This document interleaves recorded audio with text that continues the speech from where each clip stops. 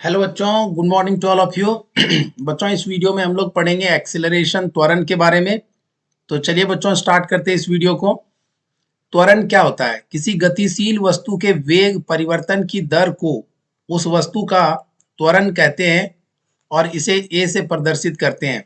बच्चों, अगर किसी वस्तु का वेग जो है वो समय के साथ बदलता हो, परिवर्तन करता हो, तो वेग के परिवर्तन की दर को ही क्या कहते हैं बच्चों? त्वरण कहते हैं। ठीक है। और त्वरण जो है वो कैसी राशि है? यह एक सदिश राशि है जिसके पास परिमाण भी होगा और दिशा भी होगा। और इसका जो यूनिट होता है बच्चों त्वरण का, वो मीटर प्रति सेकंड स्क्वायर।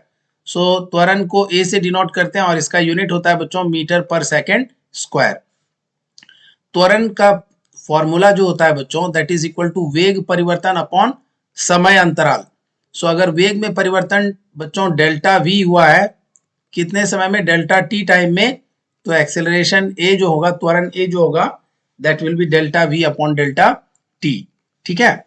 अगला है बच्चों, यदि किसी वस्तु का वेग डेल्टा टी समय में यू से वी हो जाता है, तब इसका त्वरण क्या होगा बच्चों? तो त्वरण जो होगा वो अंतिम वेग माइनस प्रारंभिक वेग अपॉन समय अंतराल delta t. So v minus u upon delta t हो जाएगा। ये बहुत ही इंपॉर्टेंट है। अगर किसी वस्तु का प्रारंभिक वेग u हो और अंतिम वेग v हो, और u से v होने में वेग को लगा समय डेल्टा t हो, तो बच्चों यहां पर आप आसानी से कैलकुलेट कर सकते हैं त्वरण v minus you by delta T. ठीक है। आगे बढ़ेंगे। यहां पर कुछ इंपॉर्टेंट नोट है। ए का फॉर्मूला हम लोगों ने अभी लिखा, v minus u upon delta T. ठीक है। सो यदि वस्तु का वेग समय के साथ बढ़ रहा है तो त्वरण धनात्मक होगा।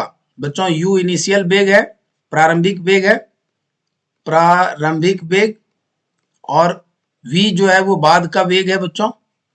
ये प्रारंभिक वेग है और यह अंतिम वेग है, या बाद का वेग है। ठीक है।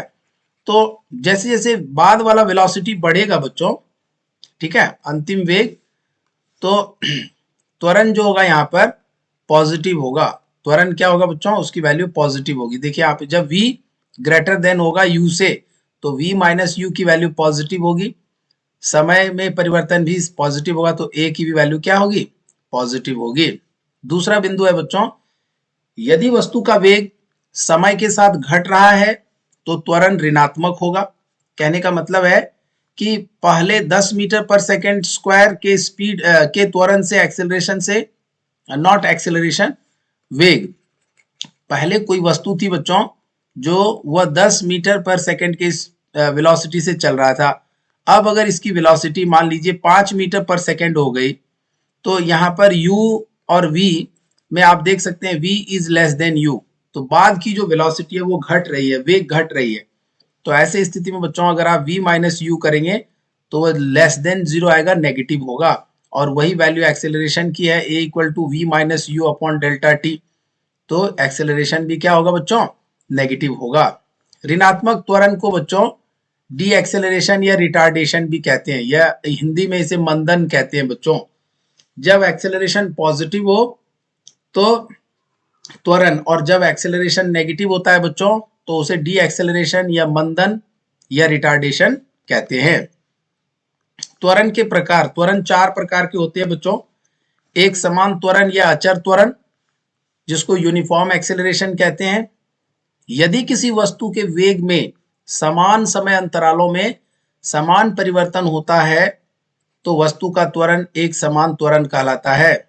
बच्चों, यदि किसी वस्तु के वेग में समान समय अंतराल में, जैसे मान लीजिए यहाँ पर 10 सेकेंड, अगला 10 सेकेंड, फिर अगला 10 सेकेंड, सो समान समय अंतराल में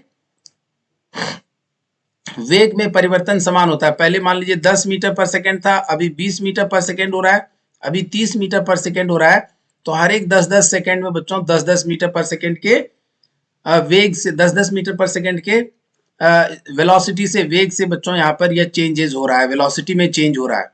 तो जब इस तरह का चेंजेस होगा तो जो वस्तु का त्वरण होगा बच्चों, अगर इस टाइम में निकालेंगे तो velocity upon time 1, 20 upon 10, this is 2, 30 upon 10, this is 3, So this is 3 meter per second, this is 2 meter per second, this is meter per second square, and this is 1 meter per second square.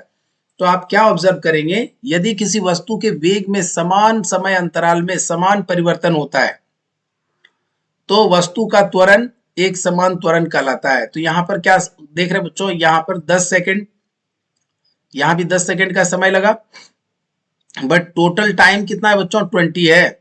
सो अगर आप यहां पर time interval देखेंगे तो time interval 10 second में ही 10 से 20 हुआ है। So this is 2 metre per second square, this is 3 meter per second square, this is 1 metre per second square. So this is what एक समान त्वरण, इसको बच्चों यूनिफॉर्म एक्सेलरेशन कहेंगे, ठीक है ना। असमान त्वरण क्या है, यदि किसी वस्तु के वेग में समान समय अंतरालों में अलग अलग परिवर्तन होता है, ठीक है। यहां पर एक चीज ध्यान रखना है बच्चों कि ये जो आपने लिखा है दिस वी शुड करेक्ट, यहां पर ये गलत है, इसको करेक्ट कर लीजिए बच्चों। जैसे यहां पर 10 मीटर पर सेकेंड है, यहां भी 10 मीटर पर सेकेंड होगा बच्चों, यहां भी 10 मीटर पर सेकेंड होगा, तभी एक्सेलरेशन 10/10, यहां पर भी 10/10 और यहां पर भी बच्चों 10/10 होगा, और सभी केस में ए की value 1 metre per second square होगी। असमान त्वरण क्या है, यदि किसी वस्तु के वेग में समान समय अंतराल में अलग अलग परिवर्तन होता है, जैसे मान लीजिए यहां से यहां तक 10 सेकंड का समय है और यहां पर पहले 0 थी, अब 10 मीटर पर सेकंड हो गया, या फिर आप समझिए कि पहले इंटरवल में 10 मीटर पर सेकंड के स्पीड के वेग से चला और अब अगले 10 सेकंड में बच्चों यह 20 मीटर पर सेकंड के स्पीड से चल रहा है। तो यहां पर अगर एक्सेलरेशन निकालेंगे तो change in velocity upon change in time 1 metre per second square, और यहां पर निकालेंगे बच्चों तो चेंज इन वेलोसिटी 20 माइनस, यहां पर चेंज इन वेलोसिटी क्या है, 10 से 20 हुआ है, तो यहां भी बच्चों चेंज इन वेलोसिटी क्या होगा, दिस इज 10 से 20 ना लेकर के आप 30 ले लीजिए बच्चों, सो 30, यहां पर क्या थी बच्चों 10, और यहां पर पूरा इंटरवल में क्या है 30 है, तो 30 minus 10 upon 10, so this is 20 upon 10, so this is equal to 2 metre per second square. So यदि किसी वस्तु के वेग में समान समय अंतराल में अलग अलग परिवर्तन होता है तो वस्तु का त्वरण असमान त्वरण कहलाएगा। तो यहाँ पर एक्सेलरेशन बच्चों 2 मीटर पर सेकेंड स्क्वायर हो गया, लेकिन यहाँ पर त्वरण जो है वह 1 मीटर पर सेकेंड स्क्वायर ही है। सो यहाँ पर बच्चों यह असमान त्वरण को निरूपित कर रहा है। यह आप लोगों को क्लियर हो गया होगा प्रोबेबली। आगे बढ़ते हैं बच्चों, यहाँ पर औसत त्वरण की बात करते हैं। गतिशील वस्तु के वेग में कुल परिवर्तन तथा उसमें लगे कुल समय का अनुपात वस्तु का औसत त्वरण कहलाता है।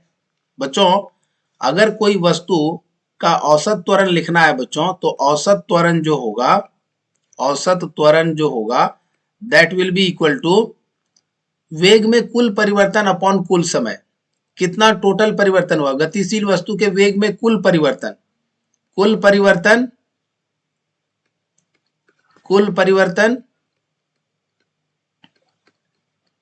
अपॉन कुल समय, टोटल टाइम।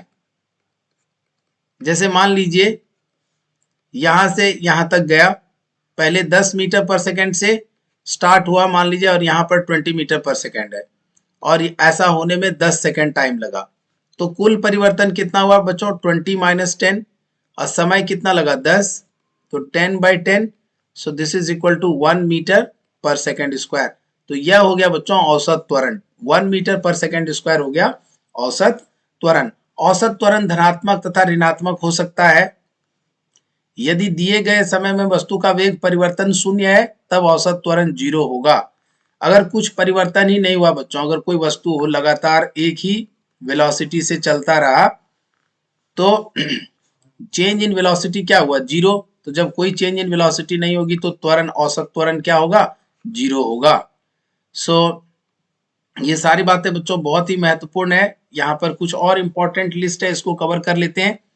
यदि कोई वस्तु एक समान वेग के साथ समान समय अंतराल में समान दूरी तय करती है तो वस्तु की गति एक समान गति कहलाती है। बच्चों एक समान वेग से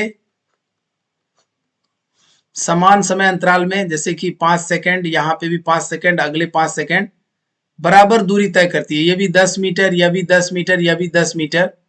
तो ऐसे मोशन को बच्चों, गति, ऐसे वस्तु के गति को एक समान गति कहते हैं। ठीक है।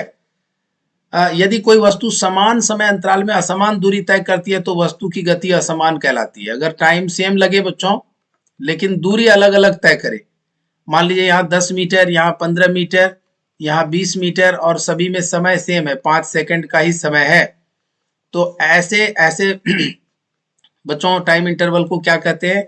इस तरह के समय अंतराल में इस तरह से जो वस्तु तय करती है दूरी, उसको क्या कहते हैं? असमान गति।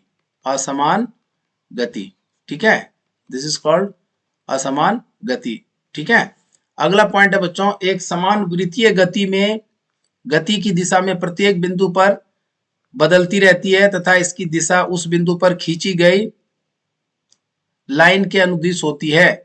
एक समान वृत्तीय गति में बच्चों अगर कोई ऑब्जेक्ट यूनिफॉर्म सर्कुलर मोशन में हो, जैसे मान लीजिए कोई ऑब्जेक्ट सर्कल पर मूव कर रहा है, तो प्रत्येक बिंदु पर इसकी जो गति है बच्चों, उसकी दिशा बदलते रहती है। यहां पर जब होगी तो इधर जब टेंजेंट ड्रॉ करेंगे तो इस लाइन के अलोंग चलेगा, यहां पर इसके अलोंग, यहां पर इसके अलोंग, यहां पर इसके अलोंग। सो क्या देख रहे हैं आप कि जब भी सर्कुलर मोशन होगा, जब भी सर्कुलर मोशन होगा बच्चों, तो अलग अलग बिंदु पर वस्तु का गति अलग अलग होगा और वस्तु के गति की दिशा भी जो है बच्चों अलग अलग होगी। और उस दिशा को आप कैसे जानेंगे? तो आपको यहाँ क्या करना है, इस सर्कल के इस बिंदु पर एक टेंजेंट ड्रॉ करना है, टेंजेंट लाइन ड्रॉ करना है। ठीक है। सो इस तरह से करेंगे बच्चों तो ये यहाँ पर आपका क्लियर हो जाएगा। आगे बढ़ेंगे। यहाँ पर जब वस्तु एक सरल रेखा पर एक समान गति से चलती है इस डायग्राम को मैं वापस आपके लिए बना देता हूं। ये कॉन्सेप्ट था जब सर्कुलर पाथ पर मूव कर रहा है, वृत्तीय पाथ पर। ठीक है। तो हर एक बिंदु पर बच्चों दिशा जो होगी, यहाँ पर इस तरफ होगी, यहाँ पर वस्तु की गति की दिशा इधर होगी, यहाँ पर इस तरफ होगी। और यह क्या रिप्रेजेंट कर रहा है? गति की दिशा। गति की दिशा को रिप्रेजेंट कर रहा है। जब वस्तु एक सरल रेखा पर एक समान गति से चलती है, जब कोई वस्तु सरल रेखा पर, सीधी रेखा पर बच्चों एक समान गति से चलती है, तो विस्थापन का परिणाम, तो वस्तु का जो विस्थापन का परिमाण होगा वस्तु द्वारा तय की गई दूरी के बराबर होता है। जितना मान लीजिए 10 मीटर अगर डिस्प्लेस हुआ है तो जितना विस्थापन होगा बच्चों उतना ही तय की गई दूरी भी होगी, और वह कितनी होगी? 10 मीटर होगी, क्योंकि सरल रेखा पर बच्चों विस्थापन और दूरी दोनों ही क्या होता है? समान होता है। उसके बाद है बच्चों गति के नियम।